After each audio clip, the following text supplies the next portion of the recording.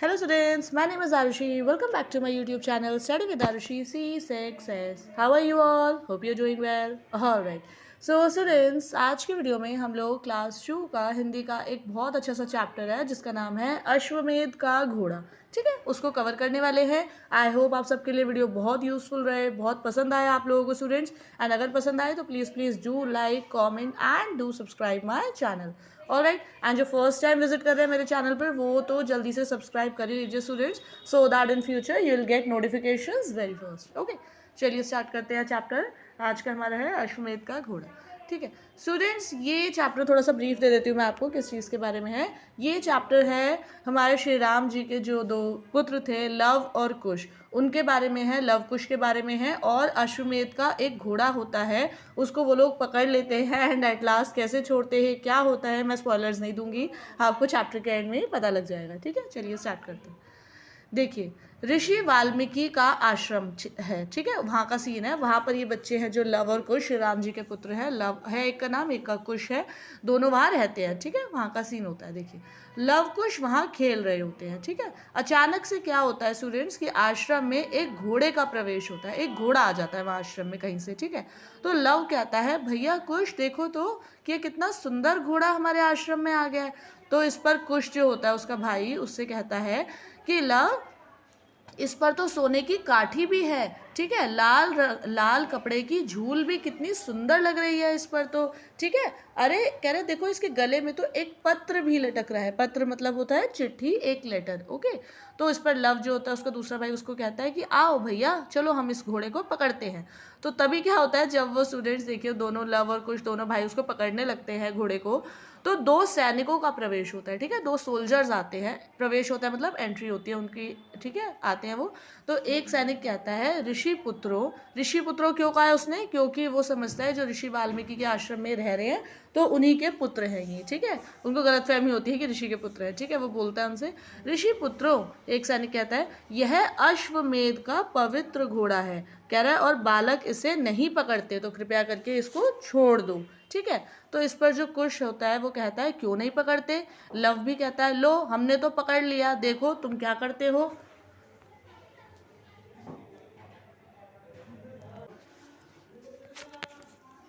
ठीक है, इस पर क्या होता है फिर देखिए आगे दूसरा सैनिक आता है उसके पास और फिर कहता है उनको कि अब तुम्हें कैसे समझाऊं कि यह घोड़ा अयोध्या के जो हमारे राजा हैं श्री राम जी, उनका घोड़ा है और बच्चे से नहीं पकड़ते। ठीक है, तो कुछ कहता है तो फिर क्या हो गया।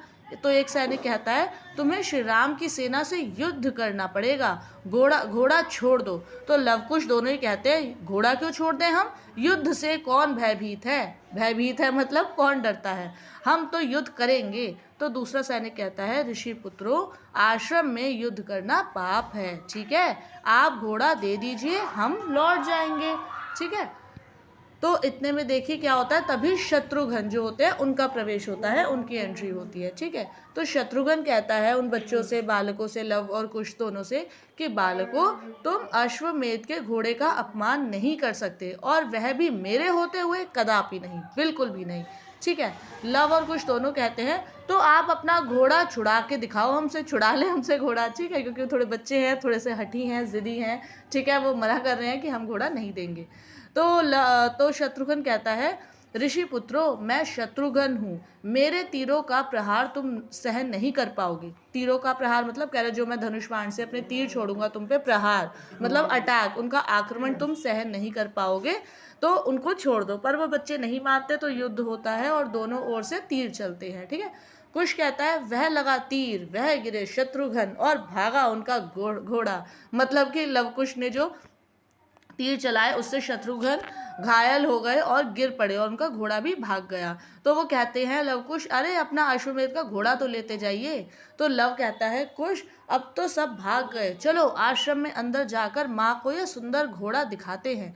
तभी श्री राम का सैनिकों के साथ प्रवेश होता है। ठीक है, सूर्य श्री राम जी भी आ जाते हैं वहाँ। तो श्री राम जी उनसे कहते हैं, मैं अयोध्या का राजा राम ऋषि पुत्रों को प्रणाम करता हूँ। वो कहते हैं श्री राम जी, मैं तुम्हारे शौर्य का सम्मान करता हूँ, मतलब मैं तुम्हारे बल का सम्मान करता हूँ कि किस तरह से तुमने बलपूर्वक शत्रुघ्न तक को भी घायल कर दिया, तो पर बालको इस घोड़े को छोड़ दो।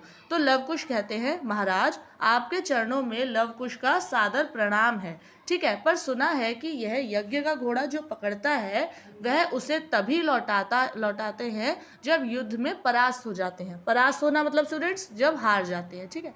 कह रहे अभी हम परास्त तो नहीं हुए हैं, वो कहते हैं बच्चे कि हम तो अभी नहीं हारे हैं, तो आप अपनी सेना को युद्ध की आज्ञा दीजिए। श्री राम जी कहते हैं, नहीं नहीं, ऋषि पुत्रों से हम युद्ध नहीं कर पाएंगे, नहीं कर सकते, घोड़ा लौटा दो। तो लव जो होता है कहता है, युद्ध के बिना घोड़ा तो वापस नहीं मिलेगा श्री राम जी, ठीक है। तभी सीता जी का प्रवेश होता है, ठीक है स्टूडेंट्स, देखिए पिक्चर में, ठीक है। सीता माता भी आ जाती हैं अंदर आश्रम से। वो कहती हैं, सीता माता उन्हें समझाती हैं कि ये कौन है श्री राम जी। कहती है, नहीं नहीं लवकुश, नहीं, ये महाराज तुम्हारे पूज्य पिताश्री हैं, मतलब उनके पापा हैं, उनके फादर हैं, ठीक है। कहती है इनसे युद्ध नहीं। तो लवकुश कहते हैं, वे भी हैरान हो जाते हैं। वो कहते हैं, पिताश्री माँ, ये तुम ये क्या कह रही हो? अयोध्यापति श्री राम जी हमारे पिताश्री हैं? तो राम कहता है, मैं, श्री राम जी को भी पता नहीं होता, वे कहते हैं, मैं इन तेजस्वी बालकों का पिता हूँ सीता, क्या कहा ये तुमने? तो लवकुश दौड़ कर अपने पिता के चरणों में गिर पड़ते हैं और राम उन्हें गले से लगा लेते हैं, ठीक है। तो राम कहते हैं, इतने शूरवीर और बलशाली बालक मेरे पुत्र हैं। कह रहे आज तो मैं धन्य हो गया, मतलब आज मैं बहुत खुश हो गया, ठीक है। तो लवकुश भी कहते हैं, फिर महाराज हमें क्षमा कीजिए पिताश्री, हमें क्षमा कीजिए, मतलब वे उनसे माफ़ी मांगते हैं क्योंकि उन्होंने उनका अश्वमेध का घोड़ा पकड़ा था ना, तो और लौटाने के लिए भी हट कर रहे थे, जिद कर रहे थे, युद्ध के लिए कह रहे थे, क्योंकि उन्हें पता नहीं था कि अयोध्यापति श्री राम स्वयं उनके पिताश्री हैं, उनके पिता हैं, उनके फादर हैं। ऑलराइट स्टूडेंट्स, सो ये हमारा चैप्टर था अश्वमेध का घोड़ा, क्लास 2 हिंदी का, जिसमें लवकुश और अश्वमेध के घोड़े के बारे में डिस्कशन था। आई होप आपको समझ आया होगा एंड सबसे पहले स्टूडेंट्स पसंद आया होगा, आपको समझ आया होगा। एंड अगर अच्छा लगा हो स्टूडेंट्स तो प्लीज़ एक लाइक ज़रूर करिएगा, कमेंट करिएगा एंड मेरे चैनल को सब्सक्राइब करिएगा। ओके, मिलते हैं जल्दी एक न्यू वीडियो के साथ। Till then bye bye, have a nice day, toodles.